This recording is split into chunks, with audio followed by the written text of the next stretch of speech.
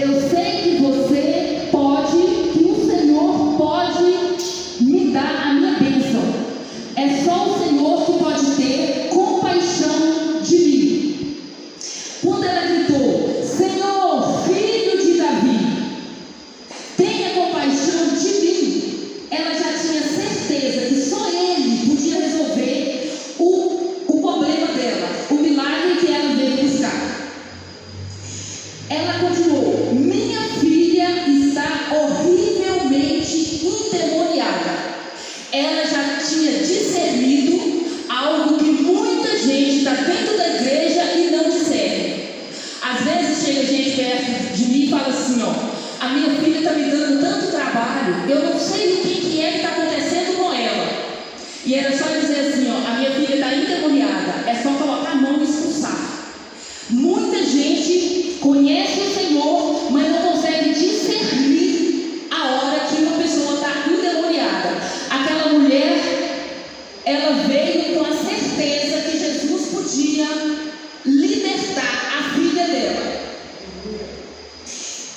Ele, porém, não lhe respondeu palavras, e aos seus discípulos, porém lhe respondeu, não.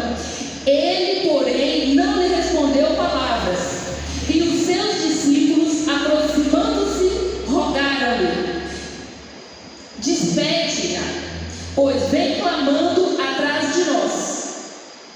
Os discípulos disseram para Jesus: está feio, Senhor, porque onde o Senhor passa, o Senhor faz milagre, mas essa mulher vem clamando, gritando, e o Senhor não faz nada, o Senhor nem olha para trás. As pessoas estão vendo. Quando os discípulos dizem: Senhor, faz alguma coisa, despede essa mulher, Jesus não olhou para aquela mulher, Jesus olhou para os discípulos.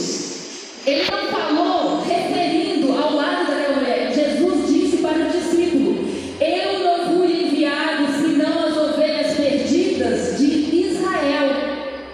O que Jesus disse nessa frase? Eu não tenho nada a ver com essa mulher, ela é de outra nação. Eu vim para as ovelhas perdidas de Israel.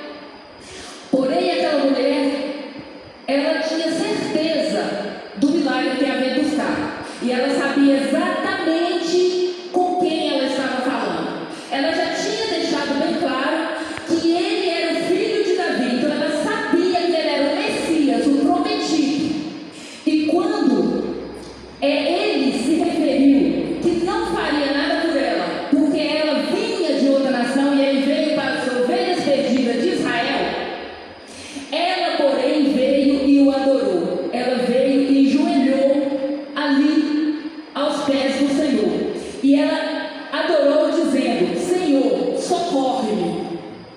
Ela já tinha sido ignorada. Ele já tinha, em vez de dirigir a palavra para ela, tinha dirigido a palavra para o discípulo, ignorando a presença dela. E agora ela o adora. Temos manias de adorar quando está tudo bem.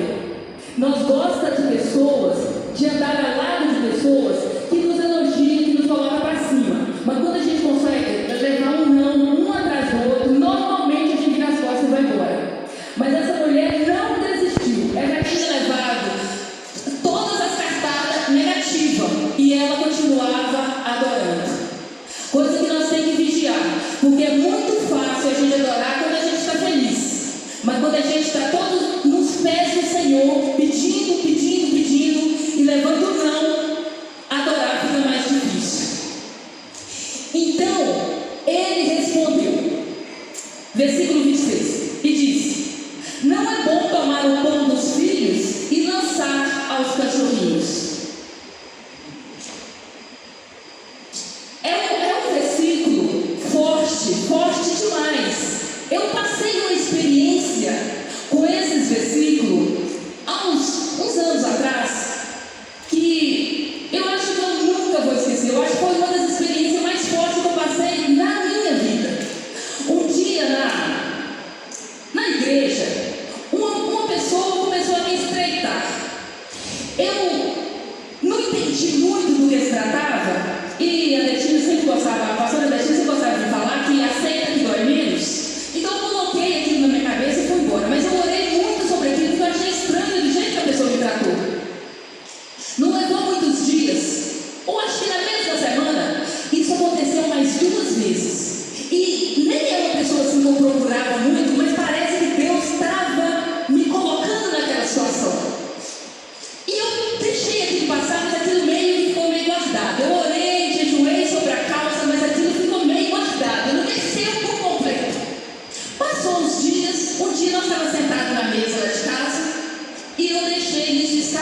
eu contei o que tinha acontecido, embora para mim já estava no passado, e eu deixei isso sair da minha boca. Pensei que era só um caso que eu tinha contado, só que não foi bem assim. Um pouquinho mais tarde, eu falei para minha filha para ir tomar banho que era de culto e ceia, e uma das minhas filhas falaram assim comigo: mãe, eu não vou no culto. E eu falei: mas por quê? Ela falou assim: eu não consegui digerir o que aquela pessoa fez. Eu falei: mas pensa comigo, e eu não estou com raiva e eu vou. Ela falou assim: não, eu não consigo, não desce, não é raiva, eu não consigo digerir, eu preciso de tempo para me entender, eu não tenho coragem no culto. Nesse momento eu fiquei com muita raiva de mim, porque eu podia ter ficado calada, mas eu falei, e eu fiquei muito chateada. E como ela não ia vir no culto da ceia, eu também não vim, porque eu fui solidária a ela. Eu fiquei no meu canto, mas aquilo doeu muito, muito, muito, muito. E eu comecei a orar e clamar. Isso passou a segunda, como foi na terça-feira, eu estava ainda de jejum, e eu cheguei no meu trabalho, entrei no quarto e comecei a orar. Falei: Senhor, isso não pode ter acontecido à toa, isso já foi longe demais, por que eu fui falar? Me ajuda a entender isso. E comecei a orar, não recebi palavra nenhuma. No outro dia, eu fui orar de novo, eu ainda estava em jejum, e Deus falou comigo. Só que falou de uma forma muito diferente, mas muito diferente. Todo mundo aqui sabe que eu sou muito chorona, eu choro mesmo. Mas nesse dia dava para encher os baldes.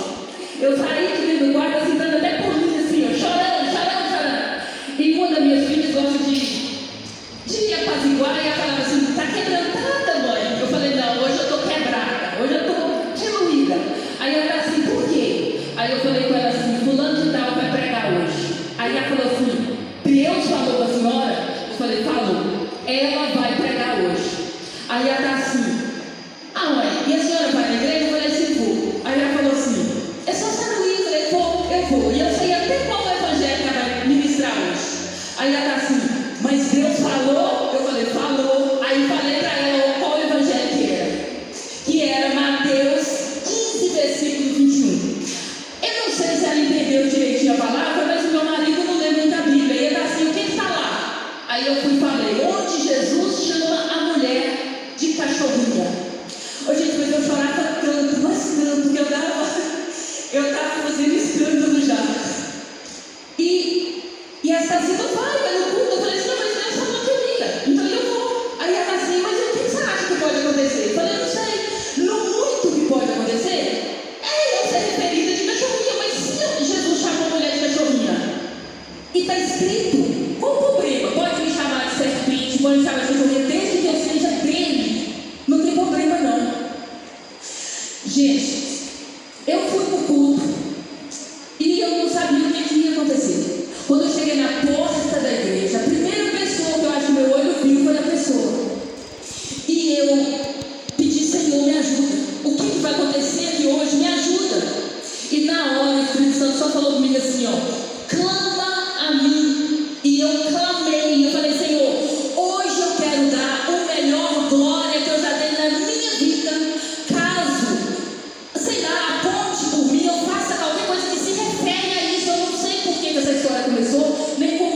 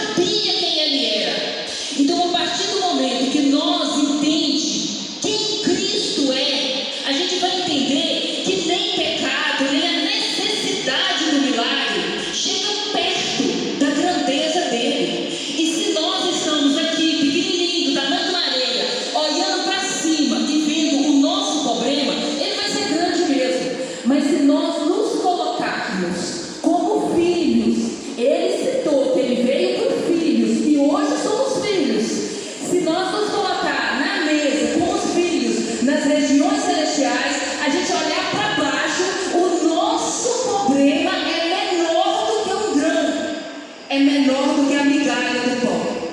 E nós temos hoje a possibilidade, pela graça, pela misericórdia do Senhor, podemos estar na mesa. Então nós podemos estar nas regiões celestiais e olhar os nossos problemas de cima para baixo, porque é uma migalha diante do que o Senhor pode fazer, diante do que Ele pode fazer. Por quê? Porque sendo ela chamada de cachorrinha, ela disse que as migalhas caíam da mesa dos seus donos.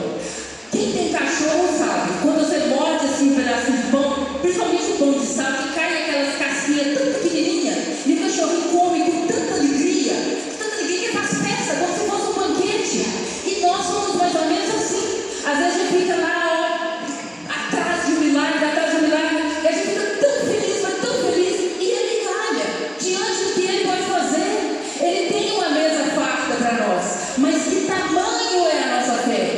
Que tamanho? E aqui Jesus quebra o protocolo. Por quê? Porque Jesus ensinou a gente a orar. Ele ensinou o Pai Nosso. E ele cita no meio lá da oração, e a gente também aprende, né, que sempre que a gente termina de orar, a gente fala: seja feita a vontade de Deus. Aprendemos isso desde sempre, e é o certo a se fazer. Mas aqui Deus quebra o protocolo. Por quê? Porque se a gente tem que orar que seja feita a vontade de Deus, essa mulher foi tão no extremo, ela foi além, ela fez algo que não era costume de se fazer. Porque se hoje uma pessoa te ignora, ou te chamar de cachorro, nem se fala, né? Porque hoje, se alguém começar no pé de alguém, existe uma lei que a defende. Você pode procurar, que tem como processar a pessoa. Imagina ser chamada de cachorro, ser ignorada. Mas quando ela fala que aceita a casquinha do pão, aceita a migalha do pão, que o milagre dela é tão pequeno diante do que ele pode fazer, que é o suficiente, ele responde para ela: então lhe disse Jesus: ó mulher, grande é a tua fé, faça-se contigo como queres. E desde aquele momento tua filha ficou sã. Aqui Jesus falou o contrário do que ele já tinha ensinado. Se quando oramos seja feita a vontade de Deus, aqui ele diz: seja feita como tu queres. Então, o que nós temos que fazer hoje para Deus nos falar: seja feito como tu queres? O que estamos buscando? Será que não temos que fazer o extraordinário? Fazer algo que ninguém fez? Fazer além do que estão te informando? Porque você já notou que toda vez que tem um milagre, um extremo, alguém faz alguma coisa muito maravilhosa, Deus vai lá e pega a causa com a mão? Quando nós deixamos de buscar pela misericórdia de Deus, a gente ignora a graça. A graça e a misericórdia é uma coisa contra a outra. Porque a graça é aquilo que Deus nos dá sem a gente merecer. E a misericórdia é aquilo que Ele não nos dá mesmo a gente merecendo. Então, nós temos que andar com essas duas palavras coladas. Nós temos que buscar misericórdia o tempo todo. Por quê? Porque quando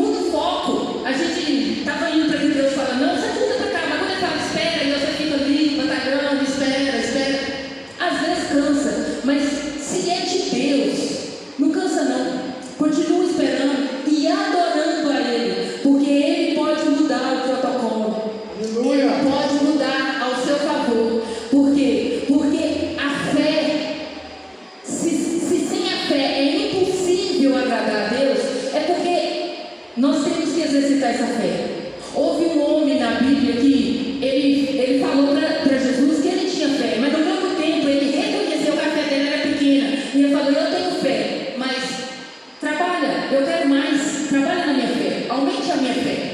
Por quê? Porque nenhum de nós tem certeza que tamanho é essa nossa fé, que tanto nós estamos exercitando essa nossa fé, porque a fé, ela vai crescer, de acordo com o quê? De acordo com a quantidade de nós conhecer a Cristo, porque fé, foi ministrado aqui recentemente, a fé é de acordo com o tanto que você conhece Cristo, você vai confiar em Cristo da quantidade que você o conhece. Então temos que buscar o quê? Buscar conhecê-lo, buscar ter um encontro verdadeiro com Ele, porque a partir do momento que você realmente conhece quem você está servindo, fica muito mais fácil de depositar confiança nele.